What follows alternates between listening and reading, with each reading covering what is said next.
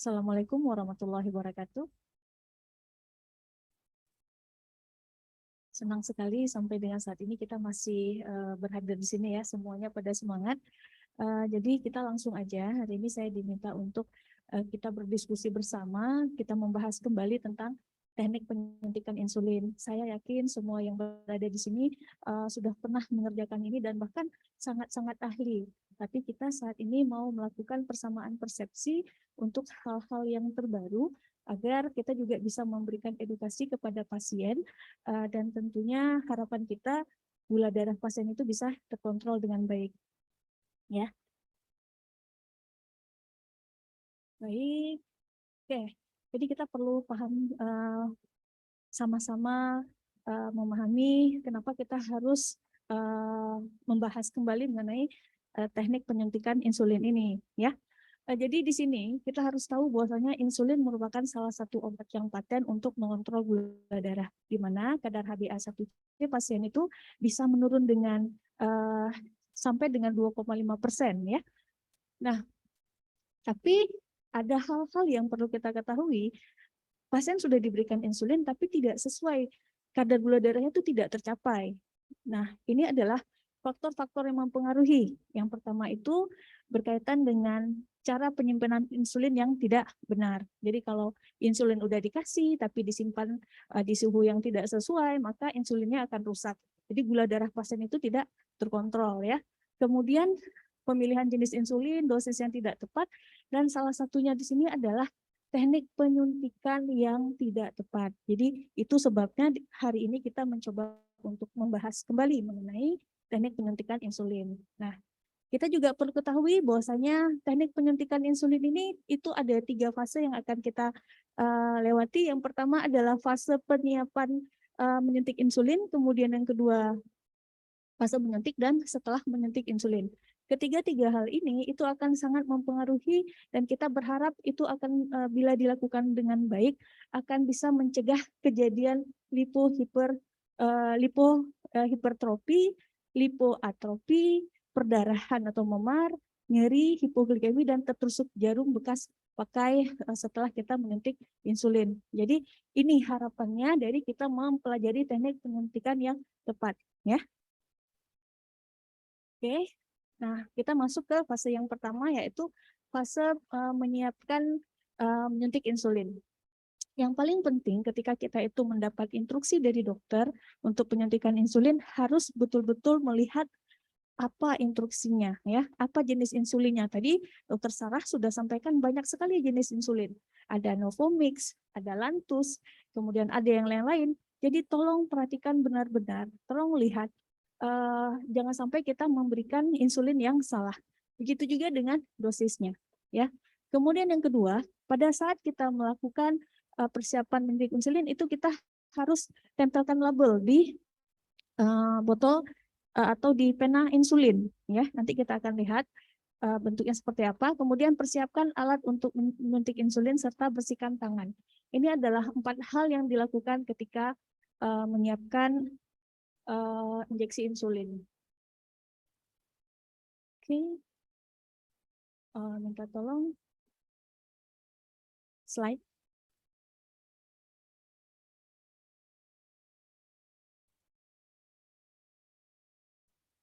Ya, oke ya.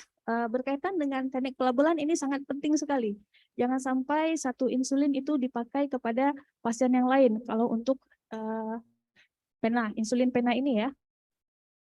Oke, nah dalam hal menyiapkan insulin, pena insulin, itu kita perlu membuatkan identitas pasien dan juga tanggal insulin pertama kali digunakan. Kenapa? Tadi sudah disampaikan bahwasanya insulin itu punya masa expirednya. Dari sejak dibuka, maka expirednya itu adalah 28 hari kemudian.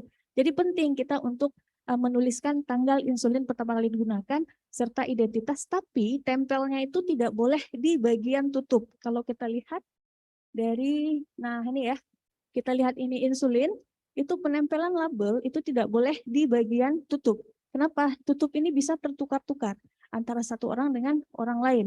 Jadi harus diletakkan di tabung insulinnya ya. Nah, Kemudian juga tidak boleh menutupi nama obat serta tanggal kadaluarsa obat. Juga bila menggunakan pena insulin, label ditempelkan bukan ditutup. Ini tadi sudah ya. Jadi penting sekali ini juga kita memenuhi standar sasaran keselamatan pasien. Obat-obatan pasien itu harus diberikan identitas. Minimal identitas itu ketika pasien itu dirawat inap adalah nama dengan nomor CM ataupun tanggal lahir. Nah, kemudian dan saya yakin semua teman-teman di sini sudah mengetahui apa saja alat untuk menyuntik insulin, jadi tidak kita bahas lagi ya, semua sudah di luar kepala kan?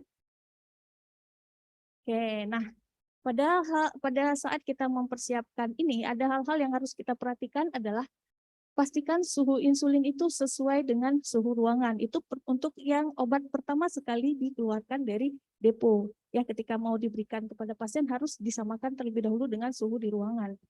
Tetapi untuk selanjutnya, obat itu kan tidak lagi disimpan di dalam kulkas, tapi sudah di luar, jadi sudah aman untuk suhunya ya. Kemudian yang harus diperhatikan ini adalah pada saat menyiapkan jarum, itu kita gunakan jarum yang pendek, yang ukurannya itu 4 mm ya. Dan untuk siring atau jarum pena baru itu kita jarumnya itu tidak digunakan, itu saran rekomendasi itu tidak digunakan untuk beberapa kali pakai. Jadi satu jarum itu digunakan hanya untuk satu kali pemakaian, ya. Itu saran rekomendasi ya. Kenyataannya kita di lapangan satu jarum itu digunakan sampai dengan beberapa kali bahkan sampai dengan tumpul. Kasihan pasiennya ya. Nah kemudian pena insulin ini hanya digunakan untuk satu orang. Nah kita sama-sama melihat kembali ketika mempersiapkan pena insulin, yang pertama sekali yang harus dilakukan adalah, ini tadi sudah ya, mempersiapkan insulin sesuai dengan suhu kamar. Jadi pada saat insulin itu dikeluarkan dari lemari es, maka yang harus dilakukan adalah menyamakan dengan suhu kamar. Tekniknya dengan cara mengguling-gulingkan insulin tersebut di tangan kita, ya. Saya yakin teman-teman bisa mengerjakan ini. Kemudian kalau misalnya insulinnya itu keruh, maka harus dilakukan pencampuran atau homogenisasi. Kita akan lihat ya, tekniknya itu caranya adalah kita guling-gulingkan pena di tangan kita selama 5 detik ya, sebanyak 10 kali. Ya, jadi kita lihat gambarnya ya. Nah, seperti ini ya. Ini pada saat ingin memberikan insulin kepada pasien, yang harus diperhatikan, yang harus dilihat adalah bagaimana kondisi insulinnya. Bila insulinnya ini keruh seperti ini atau seperti kelihatan seperti ada sedimen, maka yang harus dilakukan adalah homogenisasi atau pencampuran. Dan teknik pencampurannya begini ya. Kita guling-gulingkan di telapak tangan kita selama 5 detik, yaitu sebanyak 10 kali. Jadi kalau silakan dipraktekkan seperti apa kalau 10 kali. Agak kencang ya. 1, 2, 3, 4 gitu ya. 5 detik ya, itu rekomendasi dari Persatuan Edukator Diabetes Indonesia ya. Kemudian setelah diguling-gulingkan selama 5 detik atau 10 kali, selanjutnya dia itu harus dilakukan proses membolak-balikan ke atas dan ke bawah ya. Kalau kita lihat gambarnya seperti ini. Nah, nih. Jadi harus dibolak-balikan atas ke bawah sebanyak 10 kali. Sehingga nantinya insulin itu akan homogen atau akan bercampur seperti ini. Ya, jadi ini yang harus diperhatikan untuk memastikan bahwasanya insulin kita yang diberikan kepada pasien itu tepat.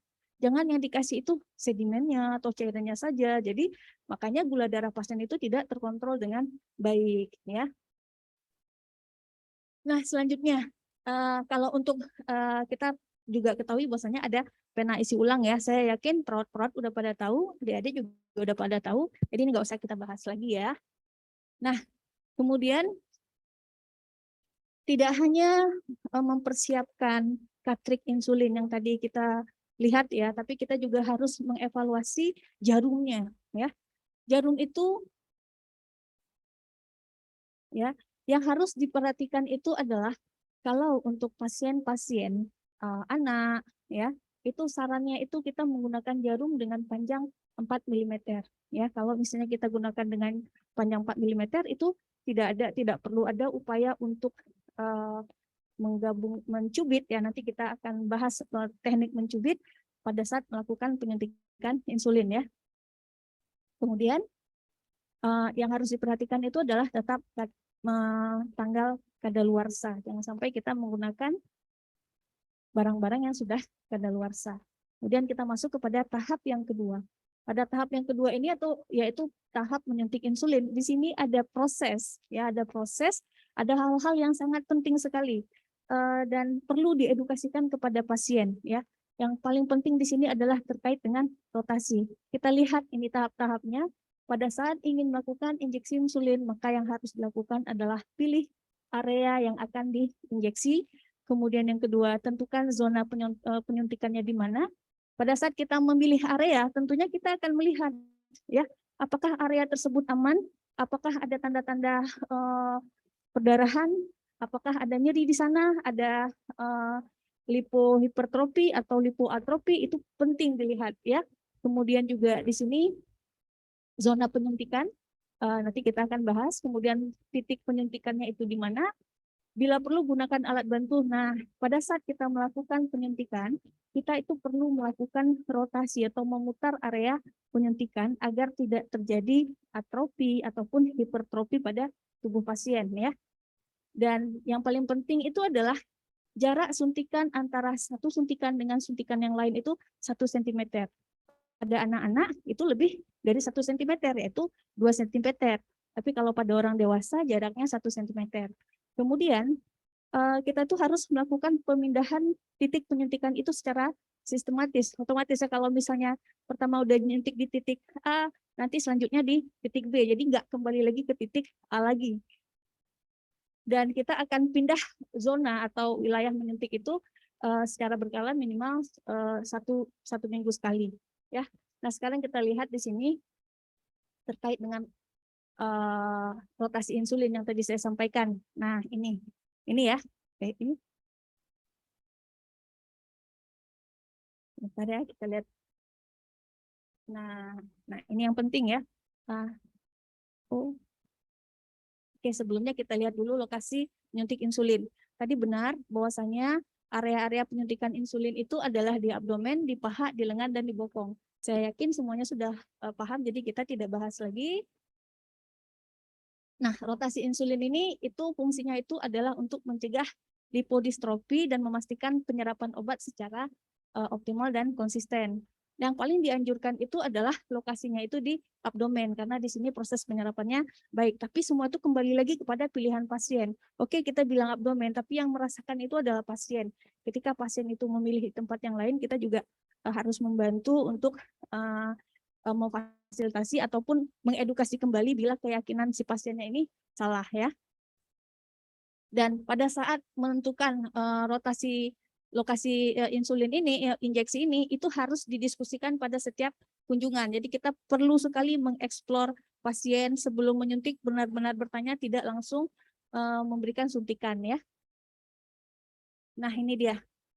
Kalau kita lihat ini contohnya itu adalah di area perut dengan di area paha ya.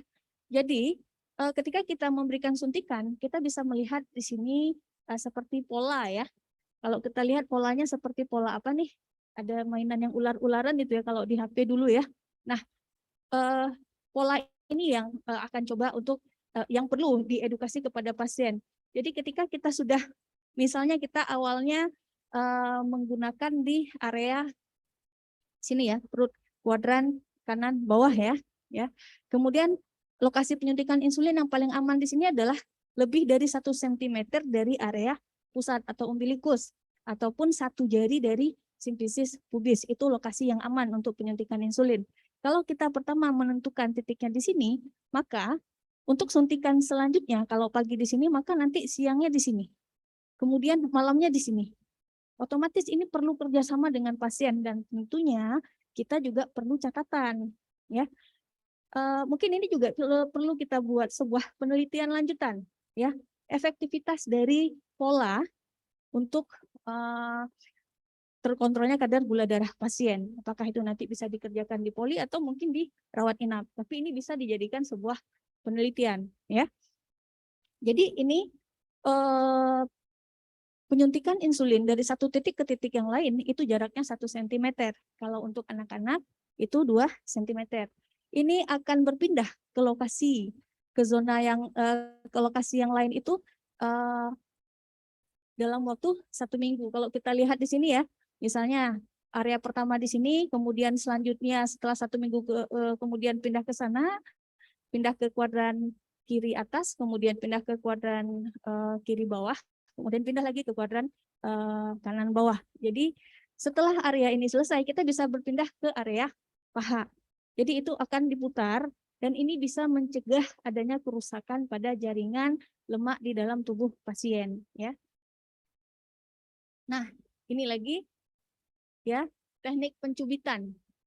Teknik pencubitan, kalau misalnya pasiennya itu dewasa, teknik pencubitan ini tidak perlu, ya. Jadi pasien ketika mau disuntik langsung aja disuntik menggunakan pena insulin. Tetapi kalau untuk pasien jarumnya besar atau pasien anak dengan jarum besar juga yang lebih dari 4 mm, mungkin teknik ini perlu dilakukan. Tujuannya apa? Tujuannya agar penyuntikan itu tepat sasaran, tidak ke intramuskular, ya, tetap berada di subkutan. Nah, tekniknya gimana? Tekniknya itu adalah kita melakukan pencubitan di area kulit pasien, ya, dengan jarak sekitar 2,5 cm. Jadi tidak boleh terlalu lebar, tidak boleh terlalu sempit juga, ya. Kemudian setelah kita cubit, ya, ini salah ya. Ini karena pada saat dicubit ini jaringan muskularnya itu ikut terangkat. Jadi kalau misalnya ikut terangkat seperti ini ada kemungkinan nanti insulinnya itu langsung ke intramuskular.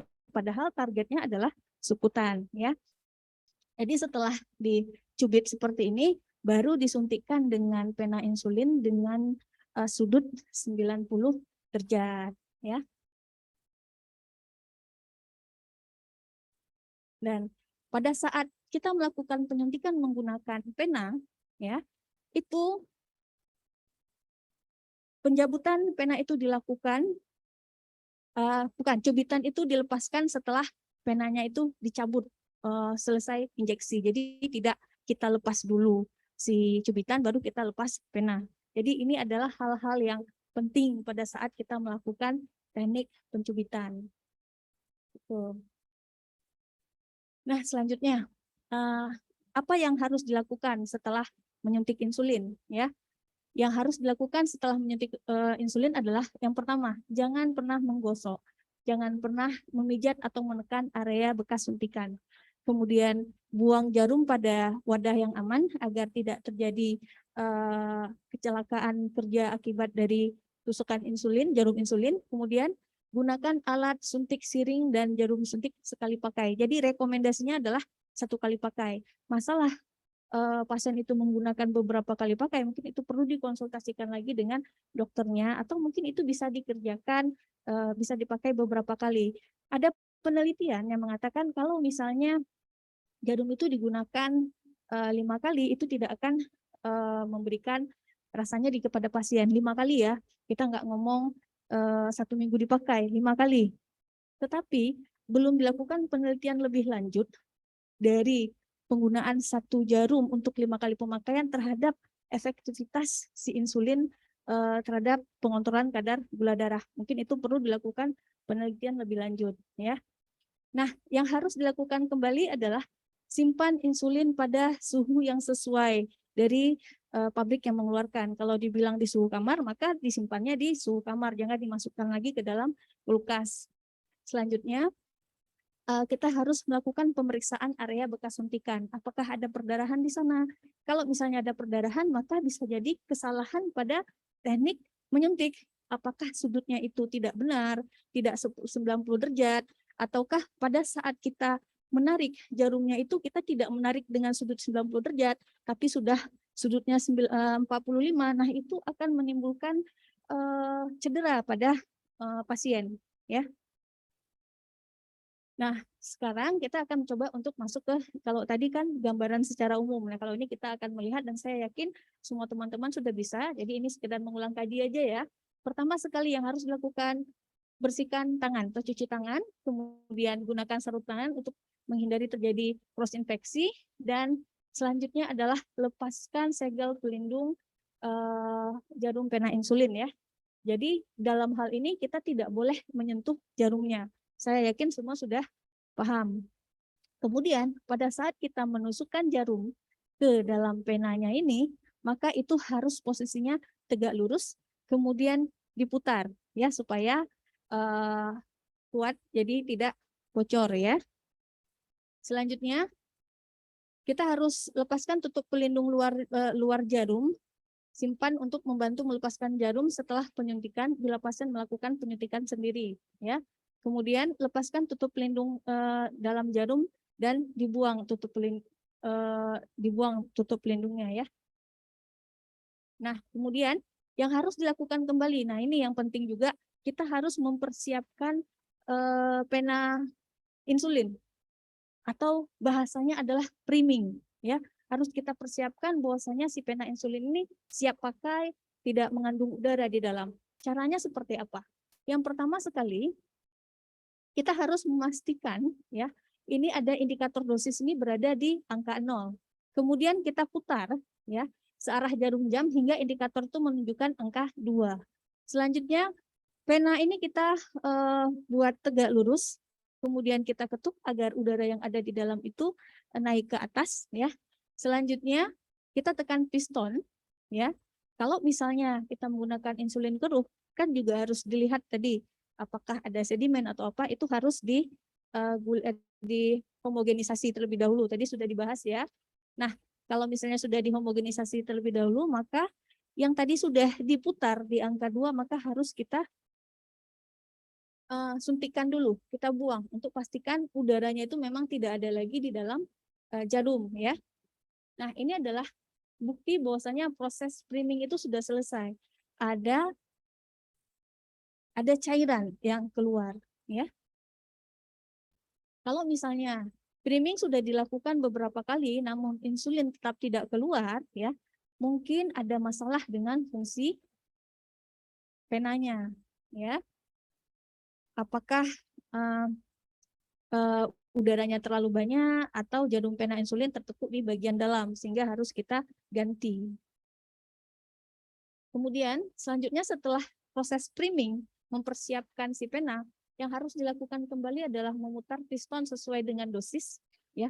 Dalam hal ketika kita memutar piston untuk pena insulin saat ini, itu orang buta juga bisa mengerjakannya sendiri. Kenapa? Dalam satu kali klik itu sama dengan dosis insulinnya 1. Jadi kita bisa mengerjakan itu dengan tutup mata.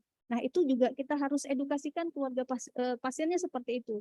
Kalau misalnya kondisinya remang-remang atau apa, jadi tekniknya dengan mendengarkan pada saat si piston diputar ya. Selanjutnya harus dilakukan itu adalah desinfeksi lokasi penyuntikan.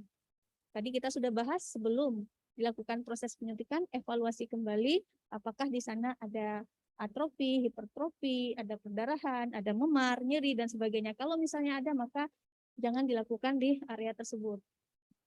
Nah, selanjutnya pada saat kita melakukan penusukan, ya, tusukan jarum ke dalam kulit dengan cepat. Jadi kita nusuk jarumnya itu cepat, sudut 90 derajat, kemudian menekan pistonnya itu perlahan-lahan, jangan langsung semprot gitu, perlahan-lahan, ya. Kemudian posisi pena ini harus dipastikan tegak lurus. Kalau misalnya dia tidak tegak lurus, maka akan menimbulkan nyeri pada pasien. Jadi bila pasien nyeri pada saat dia disuntikan insulin, kesalahannya itu berada pada proses penyuntikan, teknik penyuntikan, ya. Nah, selanjutnya setelah si insulin ini disuntikan, maka kita harus menghitung sampai dengan 10 ya untuk memastikan dosis insulin itu tepat, ya. Selanjutnya dengan posisi tegak lurus sampai dengan jarum itu dicabut, ibu jari tetap menekan piston. Jadi pada saat kita cabut si pena insulin itu sampai dengan piston itu tetap kita tekan. Jadi bukan berarti pada saat cabut aja. Nah, selama ini seperti apa teman-teman?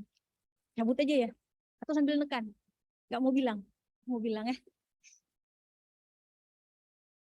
Nah, ini dia yang tahap ketiga, langkah-langkah setelah menyuntikan apa yang harus dilakukan, karena ini penting agar tidak terjadi insiden. Karena kita pernah terjadi insiden, sudah selesai menyuntik insulin, aman sudah pasiennya, kemudian terburu-buru, akhirnya terjadi cedera, perawatnya terkena suntikan insulin. Kejadiannya ada, ya. Nah, pada saat ini tadi sudah disampaikan adalah tidak boleh kita gosok tempat suntikan, kemudian jarum pena insulin tidak boleh ditutup kembali. Makanya tadi kan sarannya itu untuk setelah dibuka tutupnya ini langsung dibuang. Kenapa? Tujuannya adalah untuk 1 kali pakai. Tujuannya ya. Masalah di lapangannya itu dipakai beberapa kali itu udah di luar kuasa kita, tapi mungkin itu perlu didiskusikan. Kita juga harus memahami pasien tidak punya biaya dan lain-lain sebagainya, karena nyuntiknya nggak cuma sekali, nyuntiknya bisa jadi seumur hidup ya. Kecuali, ini ada kecualinya nih, kalau misalnya nyuntiknya itu dikerjakan oleh si pasien sendiri, ya nggak apa-apa ditutup. Kenapa? Kalaupun nanti tertusuk, yang tertusuk itu adalah diri dia sendiri. Jadi tidak menusuk orang lain, tidak akan terjadi cross infeksi ya.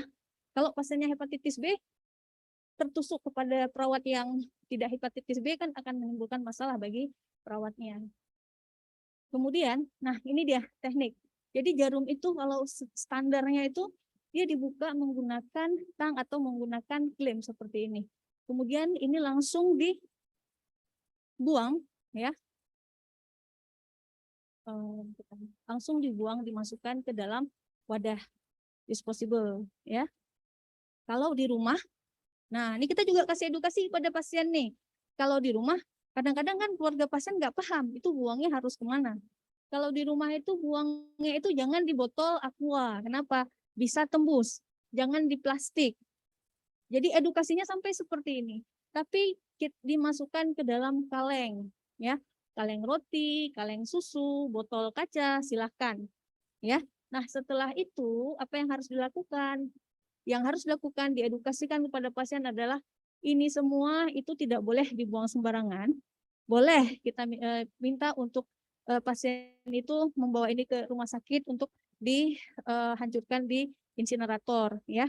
Cuma kita memang rumah sakit kita belum ada kerjasama ya, belum ada membahas bagaimana teknik membuang ini kalau sampahnya itu berasal dari masyarakat ya. Kalau masyarakatnya paham, dia minta bantu sama orang kesehatan, pasti dia akan minta ini dibuangkan. Tapi kalau nggak paham, dia akan langsung masuk ke tempat pembuangan akhir. Kasihan para pekerja yang di TPA ya. Nah, ini kalau misalnya yang menyuntik sendiri, maka itu perlu menggunakan one hand scope teknik untuk menutup kembali jarum dengan tutup pelindung luar. Nah, kadang-kadang perawat dengan situasi pasiennya itu tidak ada biaya, dengan jarum tidak mungkin untuk dibeli untuk setiap kali penyuntikan, maka kita wajib menggunakan teknik ini ya. Jadi jangan pernah menggunakan tangan yang satu untuk menutup ya. Tetapi jangan pernah menggunakan tangan yang lain, tapi kita letakkan di bawah, kemudian kita tutup seperti ini dan didorong agar tidak tersentuh dengan tangan perawat, ya. Dan perlu dikencangkan nantinya supaya tidak lepas. Oke, nah ini ada hal-hal yang khusus yang tadi kita sampaikan ketika kita mau menyuntik ataupun sesudah menyuntik, ini yang harus diperhatikan, ya. Lipohipertrofi. Apa itu lipohipertrofi? Lipohipertrofi itu adalah penumpukan lemak di bawah permukaan kulit yang teraba sebagai benjolan menyerupai karet. Nah, kalau kita lihat ini gambarnya, dia ada benjolan. Jadi kalau ada pasien DM masuk ke ruang rawat, kita lakukan asesmen. Ada yang enggak ya lipohipertrofi? Oh, ternyata ada lipohipertrofi. Ini ada bahan untuk kita memberikan edukasi supaya ini tidak terjadi lagi di anggota tubuh yang lain ya atau zona yang lain. Kemudian penyebabnya itu adalah penyuntikan insulin yang berulang-ulang di tempat yang sama. Oleh karena itu, teknik rotasi yang tadi disampaikan itu bisa mencegah ini terjadi ya. Kemudian penggunaan jarum suntik yang berulang. Dan non-purified insulin, kita menggunakan insulin yang tidak murni. Nah, cara mendiagnosisnya ya, kalau kita mau tahu bagaimana caranya, pertama kita lihat itu ada tampak benjolan di permukaan kulit, jadi kita lihat di sini ya. Kemudian kalau secara palpasi ya, kita bisa tahu ini adalah Lipohipertrofi itu dengan ibu jari dan telunjuk mencubit area yang dicurigai hipohipertrofi. Jadi kalau ini normal, ini kita cubit ya, karena dia tadi terlihat ada lengkungan di sini, ada cembung di sini. Kemudian kita coba bandingkan antara area yang normal dengan yang hipertrofi, ya. Jadi di sini akan terlihat berbeda. Nah, apa efeknya? Implikasi klinisnya apa? Pada pasien-pasien ini bisa saja HbA1c-nya itu lebih tinggi, mungkin karena penyerapannya itu kurang bagus, efek dari teknik penyuntikan yang tidak baik, jadi tidak terkontrol gula darahnya. Kemudian efeknya lagi adalah absorpsi insulin tidak stabil, sehingga menimbulkan variabilitas glukosa yang tinggi. Pasien bisa saja mengalami hipoglikemi ataupun hiperglikemi. Apa yang harus diajarkan pada pasien? Yang pertama, selalu melihat dan meraba area yang akan disuntik sebelum menyuntik. Enggak hanya pasien yang diajarkan, kita juga perlu tahu.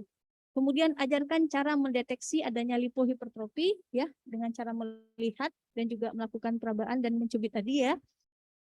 Kemudian yang kedua, ajarkan cara mencegah terjadinya lipohipertrofi dengan cara rotasi terstruktur dan menggunakan jarum sekali pakai. Kemudian tidak menyuntik di daerah lipohipertrofi sampai diperiksa oleh tenaga kesehatan dan dinyatakan boleh disuntik di situ ataupun tidak boleh. Selanjutnya, yang kedua itu adalah lipoatrofi. Kalau hipertrofi tadi kita bisa melihat bentuknya seperti ini, kalau atrofi terlihat ya, ada cekungan ya. Nah, jadi kita juga harus paham kalau ada anggota tubuh pasien yang seperti ini ya. Nah, cara mendiagnosanya tampak pengerutan permukaan kulit di area suntikan insulin ya, ini juga ya. Kemudian pada saat dipalpasi, area lipoatrofi itu teraba lebih licin, cekung dibandingkan dengan kulit yang normal. Nah, apa yang harus diajarkan? Sama tadi ya, sama. Kemudian untuk mencegahnya gunakan purified insulin dan tidak menyuntik, sama juga dengan yang tadi ya. Selanjutnya perdarahan atau memar ya. Kalau perdarahan atau memar itu tidak berhubungan dengan spesifikasi panjang jarum ataupun lokasi penyuntikan sebenarnya ya.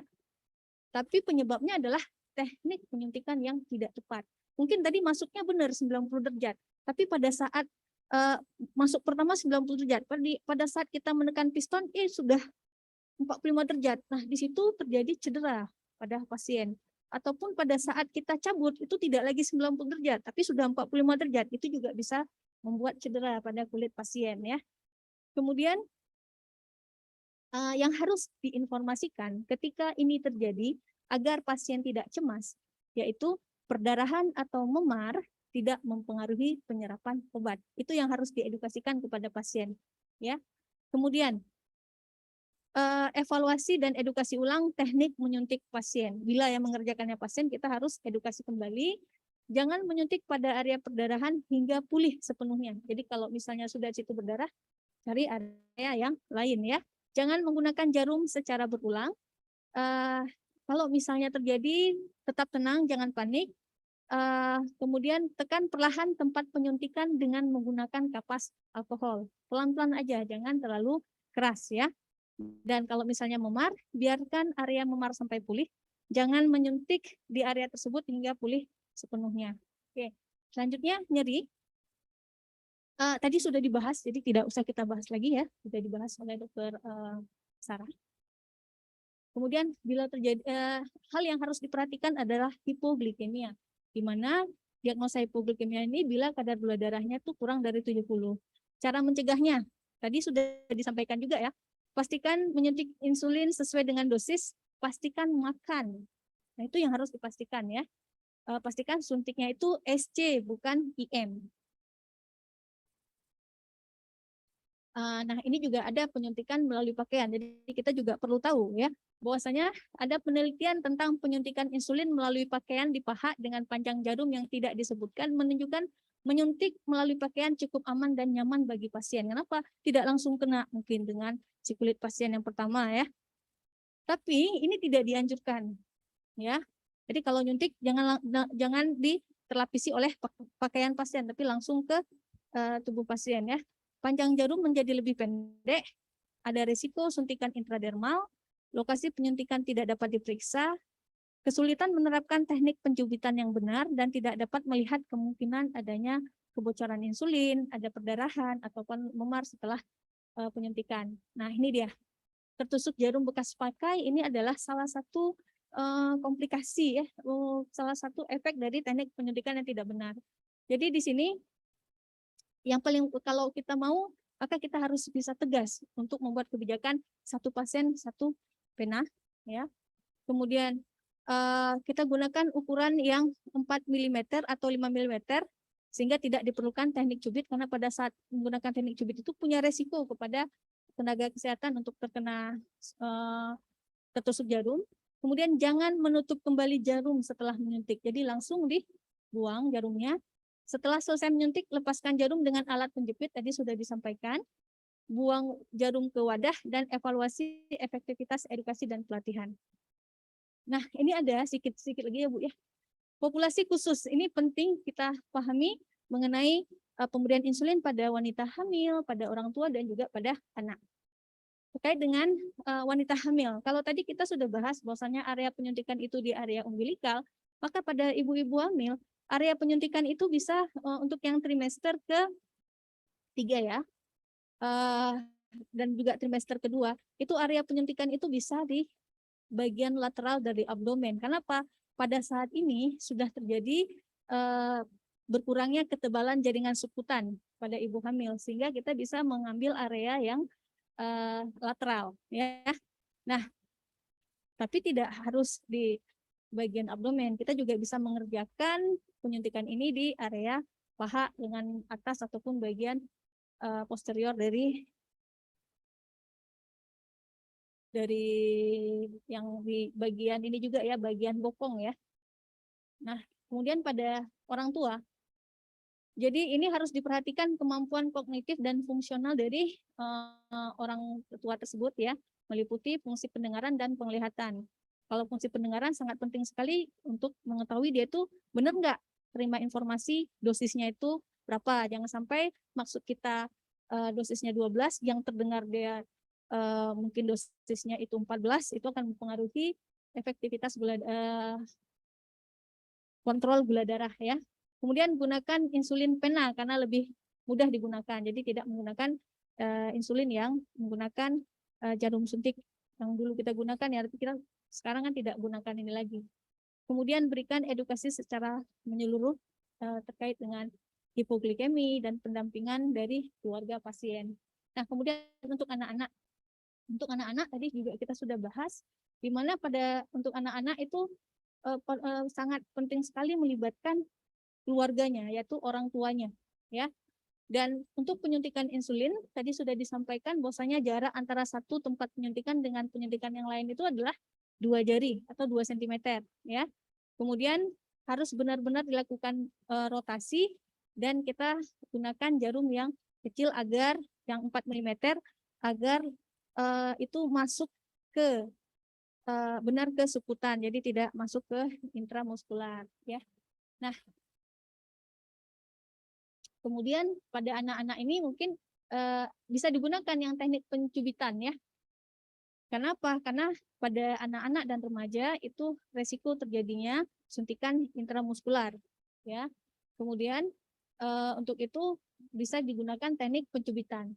Kemudian pada anak-anak ini juga orang tua kita harus bisa mengedukasi mengenal tanda-tanda hipoglikemi dan juga tanda-tanda ketoasidosis ya.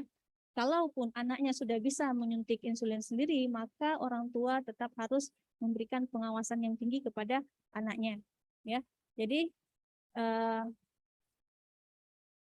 kita harus evaluasi dari kadar gula darahnya, apakah pasien ini cenderung mengalami hipoglikemi. Kalau hipoglikemi mungkin pada saat dia menyuntik sendiri dosisnya terlalu tinggi dimasukkan ya.